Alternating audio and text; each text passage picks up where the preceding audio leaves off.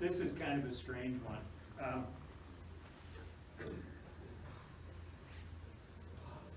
The pilot in this accident was a 79-year-old male with a commercial cell certificate and instrument rating.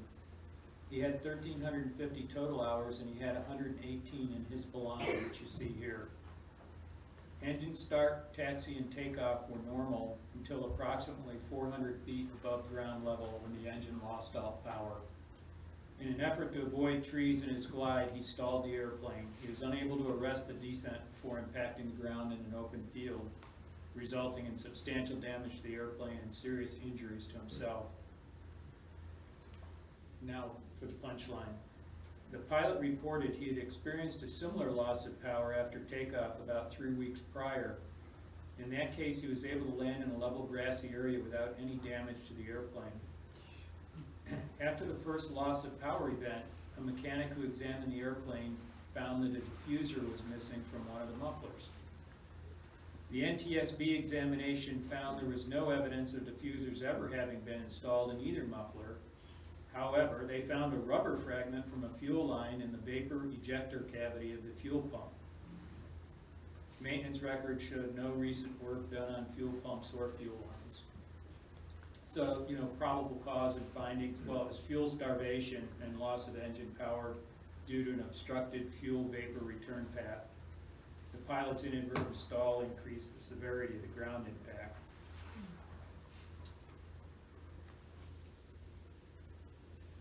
There's the fuel pump. There's a ruler with a fragment that they found that blocked the vapor return path there.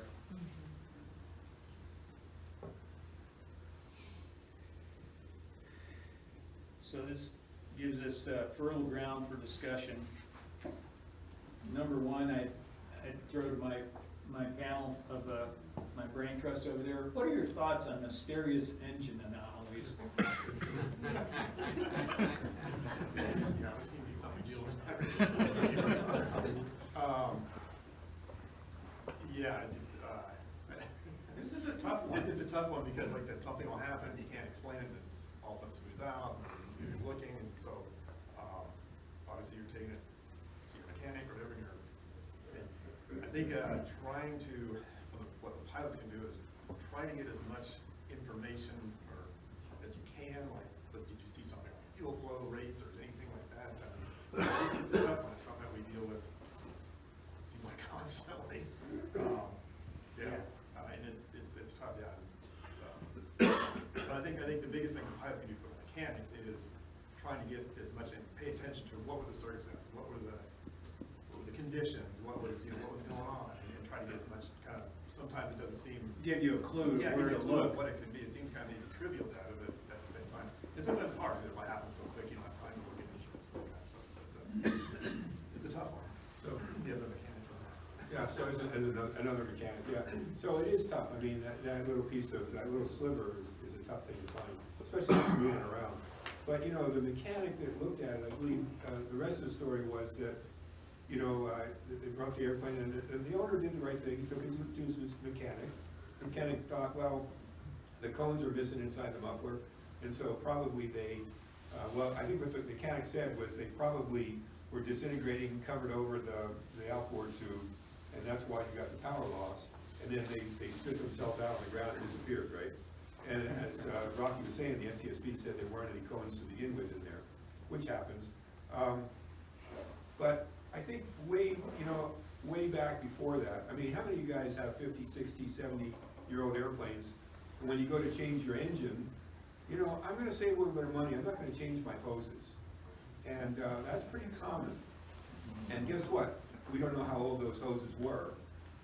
There are some ways when you remanufacture hoses, if you don't do it properly with a mandrel, that you can actually cut a sliver right off and do, something that looks similar to that. And it can be floating around in there. If you have an injected airplane, it can even wind up in one of the injectors and create a problem that you won't see unless you have a 6-point, a several point EGT CHT, that you won't see one of your cylinders is not properly working. But I kind of think it goes back, way back when somebody didn't replace the hoses. But also, as a mechanic, I don't think I would have caught that. The pilot did say that, when I read more on this, and the pilot he was concerned, so when he went up the next time, he did a test flight. I think one of his relatives wanted to go with him, and he said, you know, I'm not comfortable with the airplane yet. I'm gonna fly by myself, so I think he was by himself when this happened, so. Yeah, it was. But this is a tough one. I mean, how do you It go is. beyond, to get comfortable back with the airplane? Obviously, he didn't take passengers, he wasn't comfortable. But his second chance didn't wind up. Every time you have a serious problem, it's a gut check. The next time you fly the airplane, you're always going, oh man, what if? The one thing that bothered me about this, Ed, was did that explanation about you called it the cone, the baffle, whatever, did that even smell right? Why the heck would that cause the engine to quit? It could, if it covered over, you know, those things are usually perforated, and you wouldn't necessarily get a total power loss, but you would get a pretty substantial power loss. I actually had one come, you know, I was going over the Alaska range one time on 180, and I actually had one come loose, and I could tell the engine was, you know, lost a lot of power. And then when I got to where I was going, you could just hit the exhaust pipe and you could hear the tinkle inside there, or stick a broom handle up there and you can see the things just kind of floating around inside. So it was, you know, but that's the thing, you know, as an experienced mechanic, I would have expected to see some remnants, especially if it had just happened. Yeah. I would have expected to see some pieces floating around inside there. So it's, in hindsight, it's not really plausible, but at the time, you know, when he was searching, he probably ran it up, everything seemed fine. Yeah, that's the problem. He ran it up and everything seemed fine, and yeah. Did you have something? No. It's just harassment. Wait. I was going to draw up one comment you already made there. My favorite piece is I won't own an aircraft without a digital engine analyzer because I want to know what's happening in every cylinder all the time. It won't catch, I don't know if it would catch this one, but you can catch an awful lot by checking, wait, when that engine stumbled that time, this was what was going on everywhere, and it gives the mechanic an awful lot more to be able to diagnose. Yeah, I'm going to add to that because, you know, the two pieces of equipment that I most value in my airplane is the digital, you know, readout for each of the cylinders, and also a fuel flow meter, because, and we'll touch on that later. Because, Yeah, you know, absolutely. that can, you know, garbage in, garbage out. So that can steer you wrong, but it's really two of the best things that I have to keep me comfortable when I'm A flying. great source of comfort being able to see all the cylinders operations, yeah. All right, so the second question is, you know, related to the first one. What do you do when you're faced with a situation that you cannot duplicate on the ground? Mechanics. I don't get into that one. How many times, yeah. I can't. Ask the in my mechanic Air if he Force wants to career, go I can't tell you how many test times that they just, the mechanic would put in form C and D. Yeah, to not Cannot duplicate. I've used that a lot. Mechanic, what do you think? Yeah, I was saying, take your mechanic with you. So I'll tell you what, you get in the airplane, go with me, and we'll see what you do. They usually refuse. Yeah, again, it's a tough one, you just don't know. So, like, I took my you know, I'm not comfortable taking a passenger, so just maybe operate it a little bit conservatively and just kind of see what And when happens. we got back, I went and told her. Oh, a question to the audience, anybody out there want to field it? You know, if you were faced with the same situation, what would you do? It didn't sound well, yeah, and they were Yeah, flying it. kind of just been there, done that, too. new Do engine, you remember when 207, they put it down? my airplane's working for it. The turbo went out, just got a new engine down south. can everybody hear? So days started and intermittent miss on climb out, but it goes away. Check with ops, check with mechanic, well, we see what's going on. Second flight out, and it was just a couple seconds, intermittent miss, but we got an hour flight on either end, and same thing, it's like, yeah, something's not right here, it doesn't seem like a mag drop, it's just, but something's dropping out. And now I'm stacked load full passengers, and I come off, and I don't know, somewhere pretty damn close, 100 feet off the ground, I'm at, dropped down to 75% power, and rolls into the next question, which is, fly the airplane. and I went to 75% power. I laid it right on over on the wing. Got a 20 knot tailwind that I'm landing in, but I'm parking it now. We're not doing the pattern nonsense. You know, we are getting the thing on the ground right now, fly the airplane.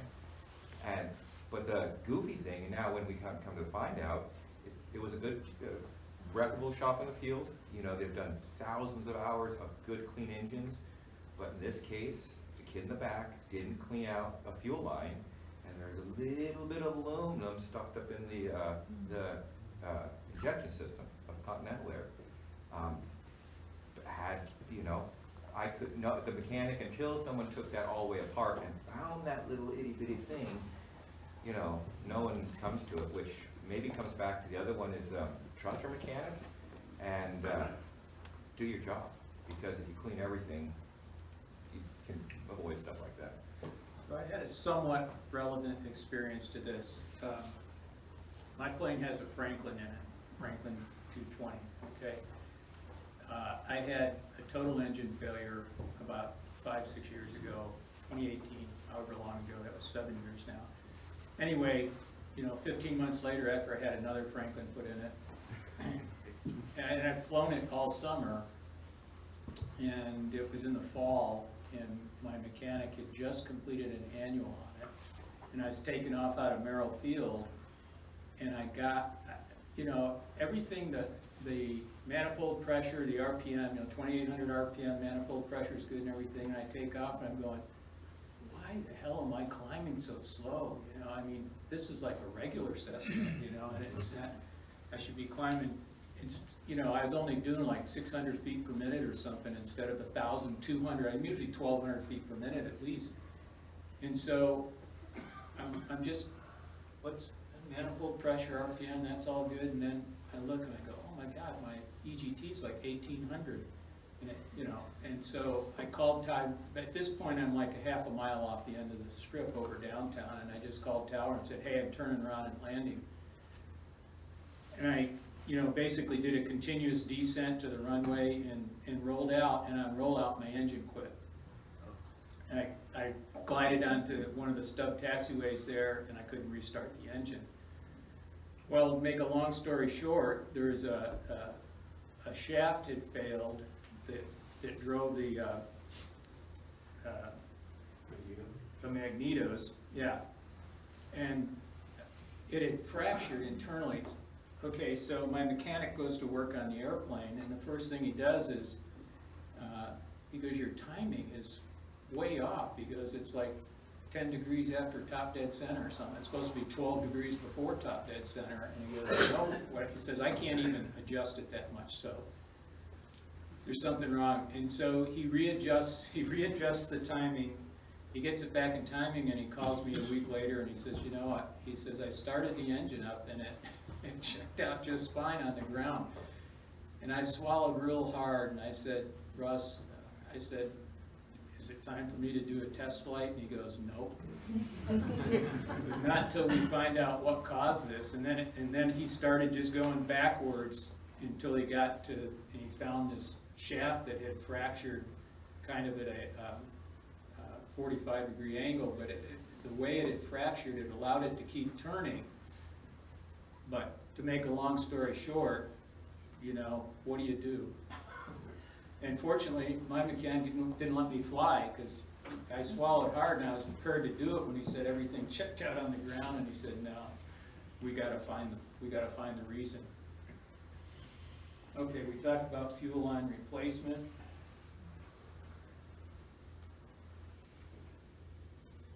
Yeah, we talked about them all, didn't we? Okay. Let's move on. The first one we're going to talk about here is a 180 that ran out of fuel about 30 miles from its destination. The pilot in this case was a 41-year-old male with a private pilot cell certificate. He had 2,700 hours total with 2,000 hours in make and model. He had 15 hours in the last 30 days. In short, he was well experienced and he flew plenty. The mishap pilot flew a Taylorcraft BC-12.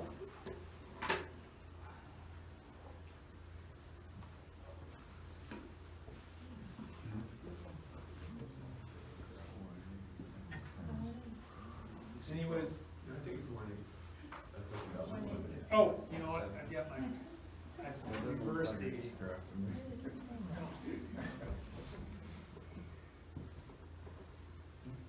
Yeah, here we, They took I'm sorry, people, I jumped in the wrong scenario, fuel exhaustion. 63-year-old male who held an ATP, commercial and flight engineer certificates, 10,000 hours, 5,500 hours PIC. The Cessna 180E ran out of fuel 30 minutes from his intended destination. He conducted a forced landing in a farmer's field, resulting in substantial damage to the airplane and minor injuries to himself.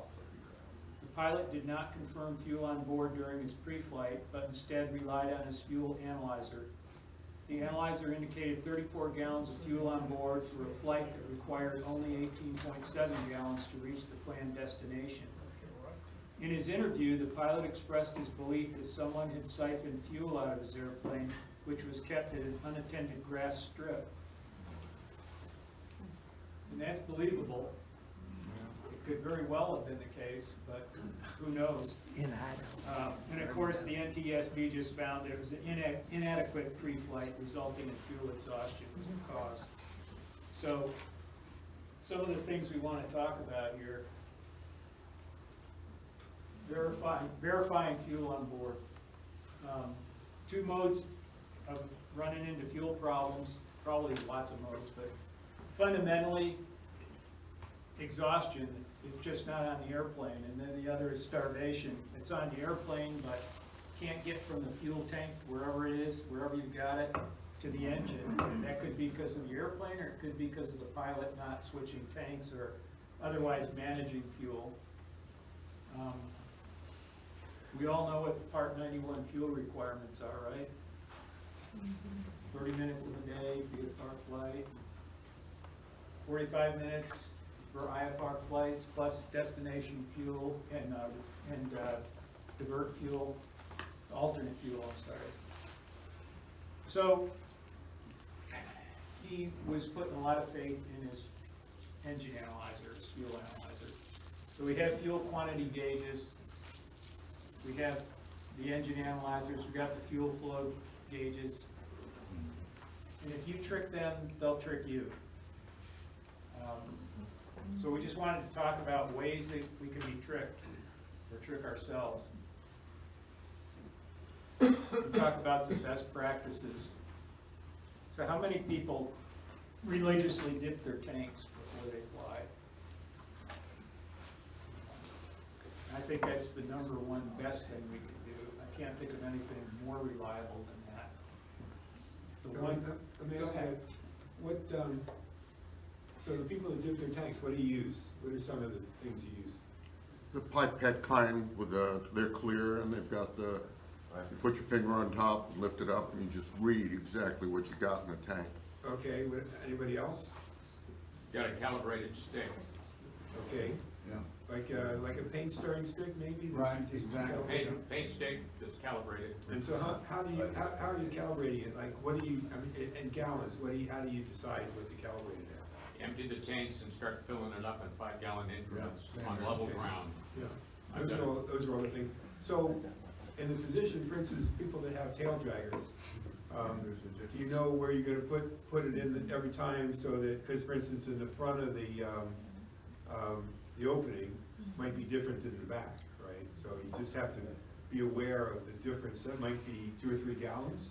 Of course, you shouldn't be that close at the end of the flight, but, okay.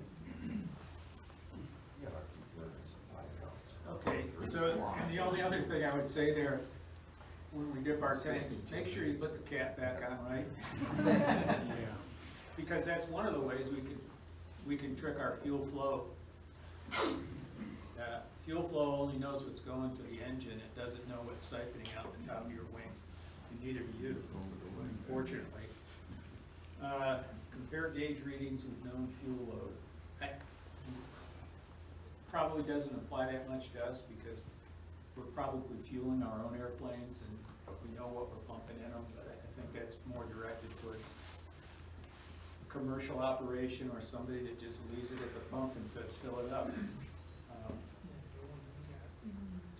Can I I say something? Yes, please. So, people that have Cessnas, how many different ways would you get fuel siphoning out of the top of the tank when you're flying? Because you know you've got a negative pressure up there, and it's trying to suck fuel out of the tank. So what are some of the ways that could happen, like with your fuel caps? Well, this actually happened to me. I fueled 170, or somebody else at Merrill fueled my airplane, and when they put the lid back on, the chain was in the gasket. And so I was going to Fairbanks in the early morning in the winter, and I got to Big Lake, and I lost about 30% of my left tank, and I was alarmed, you know. But you know, I had to wait a few more minutes, and then lost another 10%, and I turned around. But yeah, that's a big way. Don't let anyone put the lids back on your tanks. And there's also, what's that? Just getting back to the lid thing, I always look, and if I haven't done it, I look before I get in the airplane to make sure they're on tight. I may actually dip the tank myself before I get in. Yeah, verifying those caps. So there's also O-rings on some of them around there, and if you get a little rust in the opening, that could just be enough of a gap to where you know the pressure will be sucking out. If you look on the top of the wing, not all the time, but oftentimes you'll see a stain running back, and that's a good indication that you've been siphoning fuel out as you're flying. It might not be a lot, but then it'll grow over time. And there's another on the plastic Cessna caps, the flush caps. There's a vent in the top, which has a little flapper valve in the bottom. Next time you take the cap off, it's a little orange or red flapper valve. You should look for that, see if it's still there. If it's not, there's a good chance that you're siphoning fuel out. And it may not actually cover the wing. It may not be visible when but you should look for that trail of green stain on top of the wing, and that's probably your fuel that's siphoning out. So you might not have as much fuel as you think at the end of the flight. Anybody else? Okay.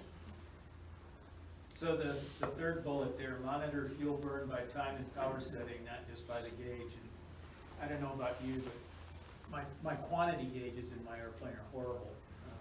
They're just not accurate. Except at empty, right? But that's when they have to be accurate. But I agree with that. I mean, we all know if you're in a plane you're familiar with, you know what your fuel burn rate is, and you should know what you took off with. So just looking at your watch, you should know about how much fuel should be in there. But again, if it's siphoning someplace you can't see it or observe it, that's why the bottom line is, as much as I love my engine analyzer and the fuel flow, and it's never been off more than a half a gallon. I mean, but I realize that if I screw up and I don't have my cap on right, or I've got some other problem, that's when that fuel quantity gauge, as abysmal as it is maybe gonna save me. So, anything else on that? Rocky talked about the regulations, 30 minutes during the day of fuel after you get to your destination, taking into account the weather and the winds and everything, and 45 minutes.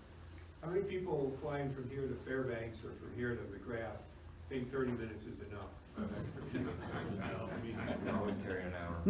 why would you just fill it up, really? I mean, there's not too many reasons that I would not fill up my airplane if I'm going to do something like that. And then you've got options, you can turn around, you can turn around again, you can go look for a better way to go, you can come back to Anchorage. So, 30 minutes would not be enough from here to most places. We just don't have the number of airports and landing areas that they do down in the States. Yeah, not a lot of flat farm fields. Mike, would you open up the folder and we'll see what we need in the last scenario.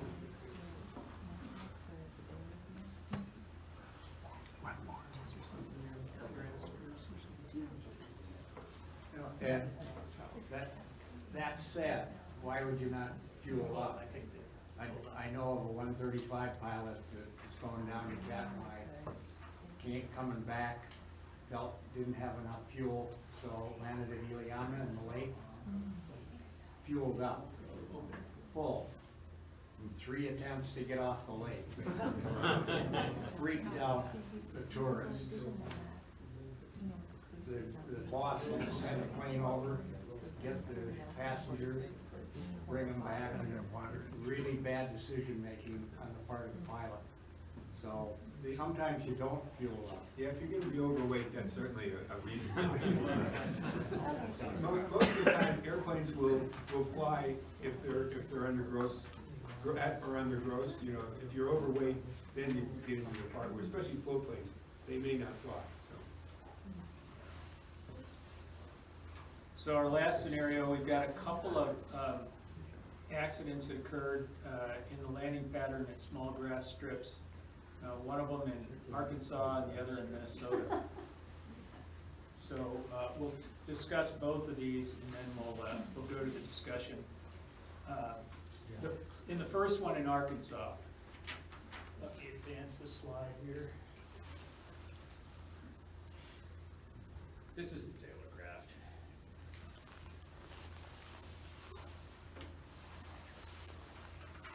So the pilot here was a 41-year-old male with a private pilot cell, 2,700 hours total, 2,000 hours make and model, 15 hours in the last 30 days. He flew a BC-12. Now he was number 2 in a 3-ship. They were flying in trail, and they're going to this grass strip. Actually, the one that you see, the longer one, where the planes park near it. They had taken off from somewhere else on property, and he called it the restaurant strip, and I think it might be the one on the far left of the screen. In any event, it doesn't matter. They're flying in trail up there, and that the arrows kind of show you the track. So anyway, the guy that crashed was number 2 in line. Number 3 witnessed the whole thing happen. And so here's what he said. He said he was flying 3rd in line, saw the leader turn to final. So he's rolled out on the long runway here. He's already turned base and then final.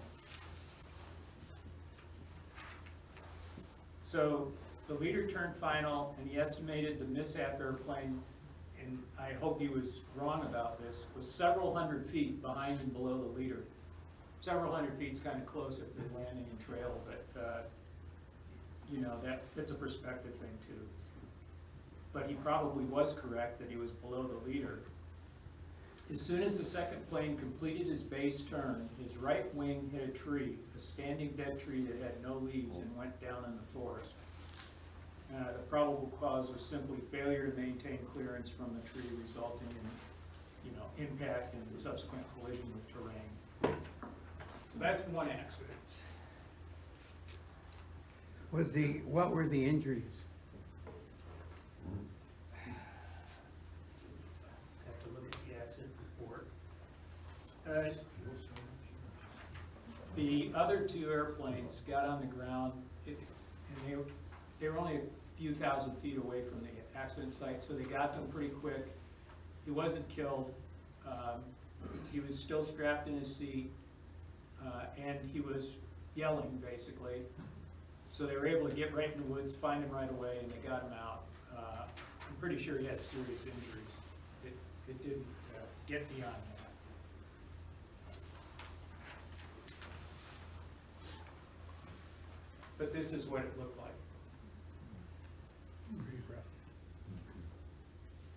And that's that witness statement I was just telling you about.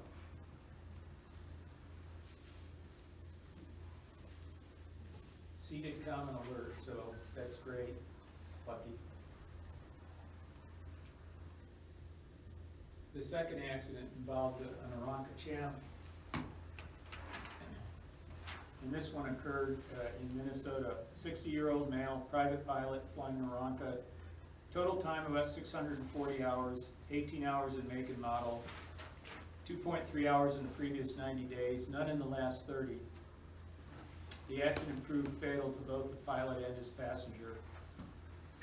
The Aranca had completed annual maintenance the day prior to the accident.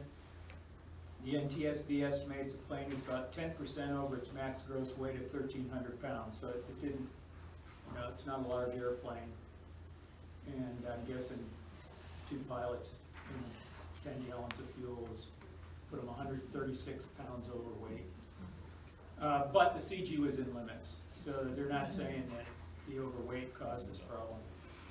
After flying 18 miles to his private grass strip, the pilot flew down the length of the strip at about 100 feet AGL.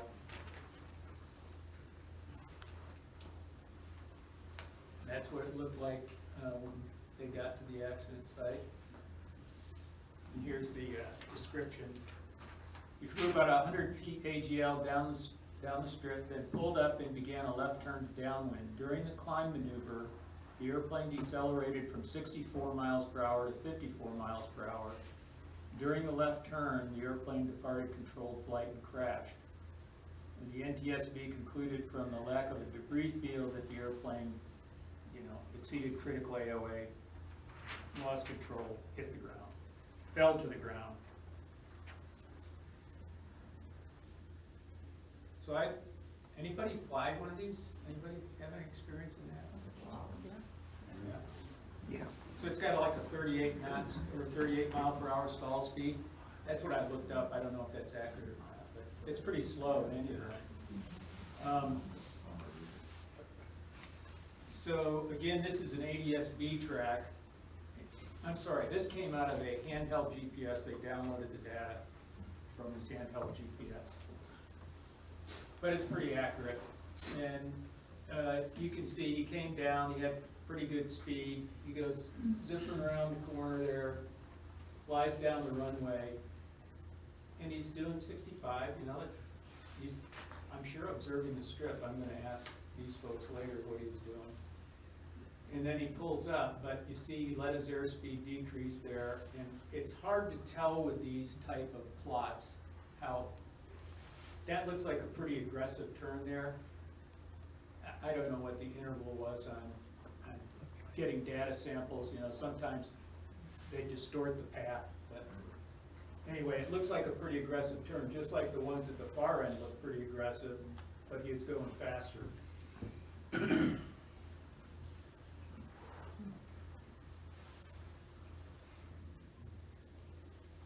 So the first one is probably the biggest one to talk about here, and I'm going to defer to the brain trust on that side of the room to talk about. You go to a remote strip or an off-site, off-airport landing location that you've decided on. What's the best way to inspect that and set up for your approach?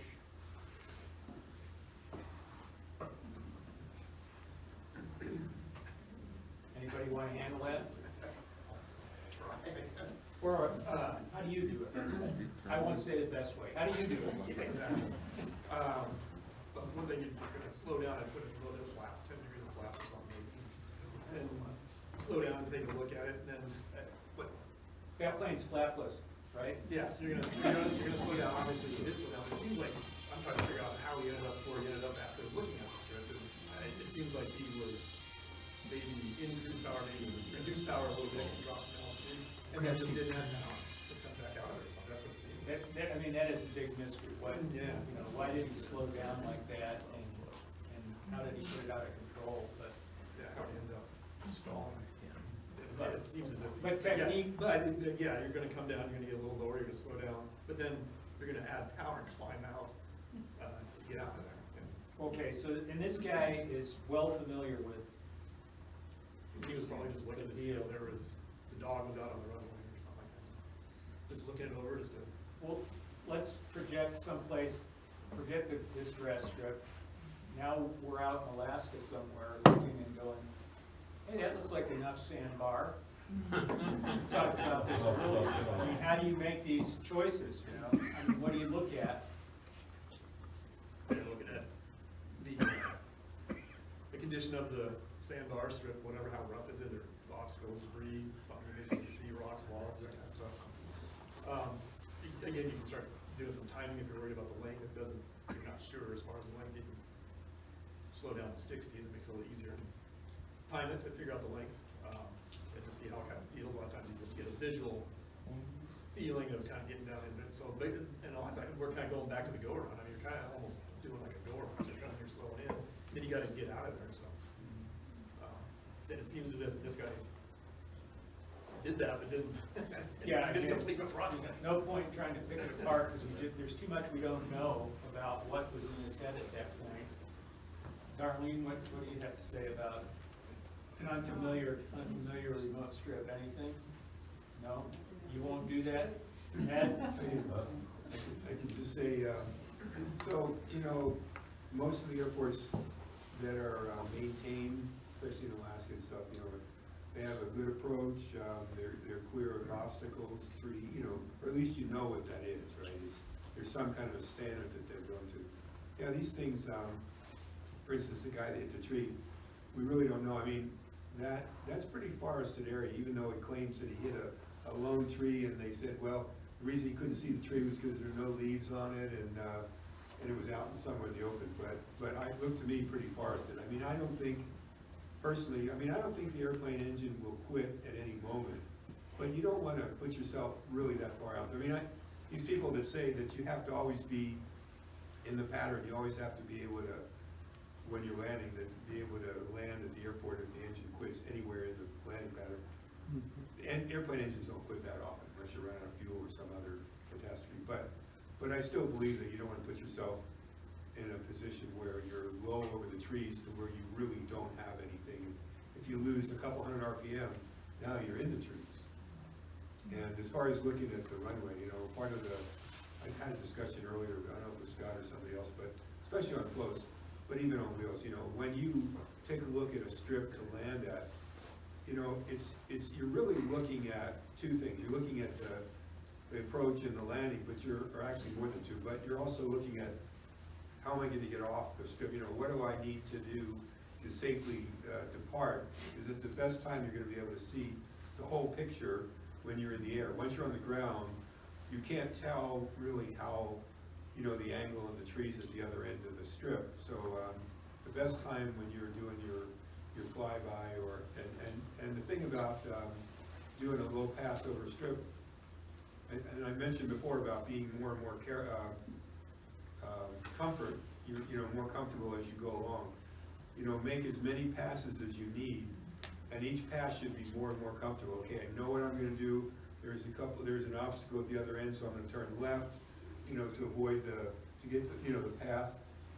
And you know, those are the important things for me, is that I'm looking at not just my landing, but you know, the takeoff is actually more as much, if not important, for me to decide before I even land that I'm going to be able to get off safely.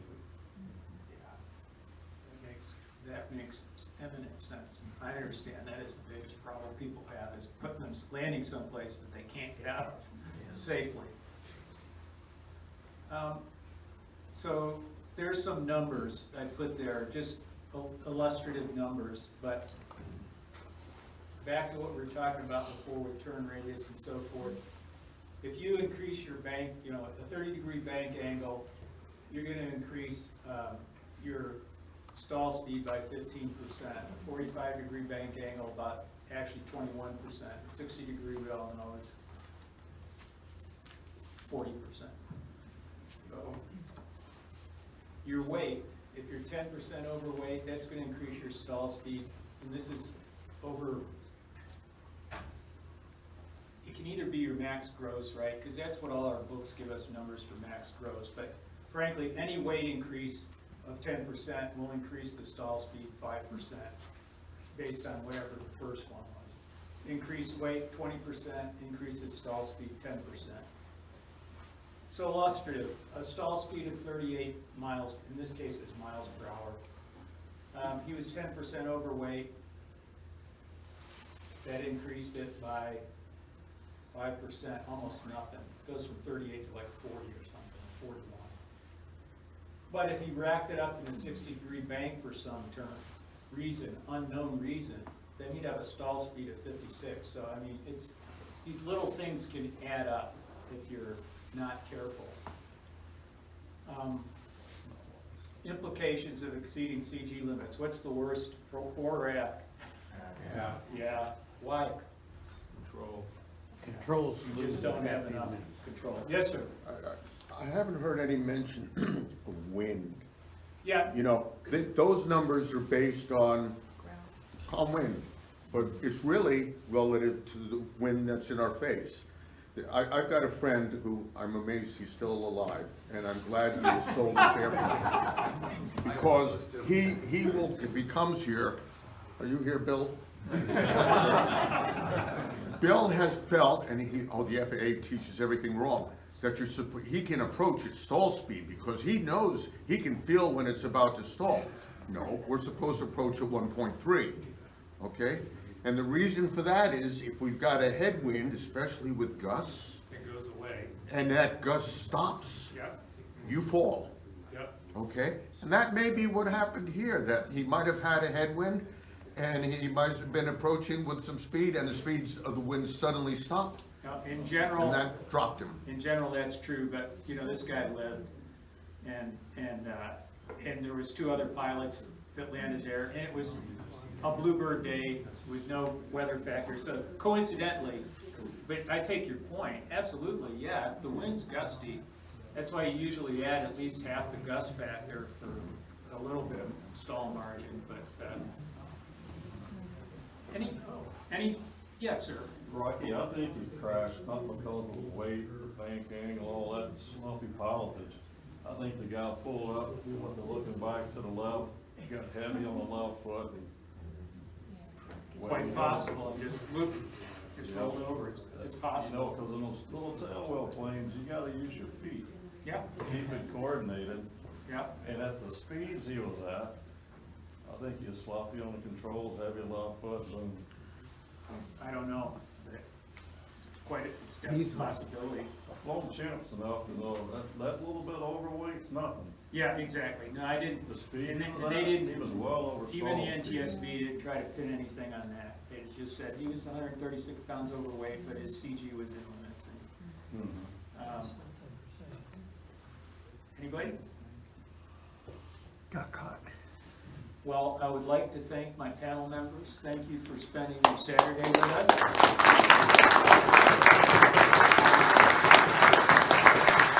So this was a little different today than what we've done historically in the past, and